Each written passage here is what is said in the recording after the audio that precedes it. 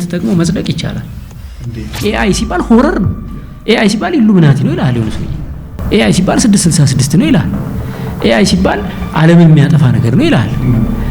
የስምንተኛው ሺህ ትንቢት ነው ይላል። ኤአይ ምንድን ነው? ኤአይ እንደ መስታወት ነው። የመጠየቅ አቅም የሚፈተንበት መሳሪያ ነው። ኤአዩ ማንነትህን ይፈትንና መክሊትህን ይነግርሃል።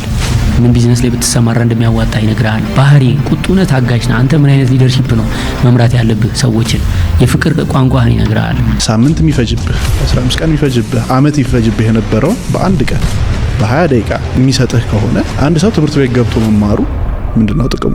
እኔ ይቅርታ አድርግልኝና ትምህርት ያመከነውን ትውልድ ሌላ ነገር ዓለም ላይ አምክኗል ብዬ አላስብም።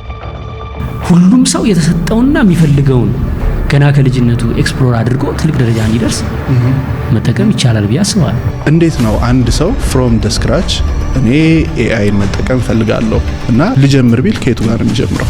ሰላም ጀምና ጤና ይስጥልኝ፣ እንደምን አለ? እግዚአብሔር ይመስገን እኔ ደህና ነኝ። አንተ? ሴት ነች።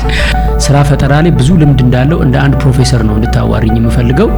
እንዴት ነው እኔ አሁን እስቲ ኤአይ ይላል ሰው ሁሉ አሁን ላይ ኤአይ ተጠቀሙ ምናምን ይላል። የሆነ እሸቱ የሚባል ሰውዬም አዲስ አበባ ኤአይ ተማሩ ምናምን እያለ ይሰክሰናልና እኔ እንዴት ነው ህይወቴን እስቲ አሁን ኤአይ አግዞኝ ሊቀይርልኝ የሚችለው? እስቲ 5 ከባዶ ተነስቼ መስራት የምችላቸውን ስራዎችና ሀሳቦች ስጪኝ እስቲ። እሺ፣ ከባዶ ጀምረህ መስራት የምትችላቸው 5 ጠንካራ አማራጮች። የመጀመሪያው በቃ ማሰብን ፈጥሬያለሁ፣ ይሄን ነገር አድርጌያለሁኝና የፈጣሪን ስራ ነው እየሰራ ያለሁት ብሎ ራሱን ትምክተኛ እንዲሆን ምናምን አያደርገው። ኤአይ እኮ የሚገፈው የእውቀትን ጨለማ ነው። አሁን ላይ ያለው ኤአይ የተግባር ጨለማ አይገፍም። ኤአይ ከሰው ልጅ አእምሮ ጋር መወዳደር አይችልም።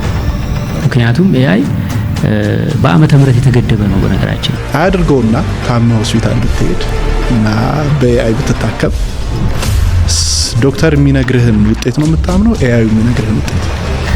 በጣም አሪፍ። ይሄ ቆንጆ ፈታኝ ጥያቄ ነው።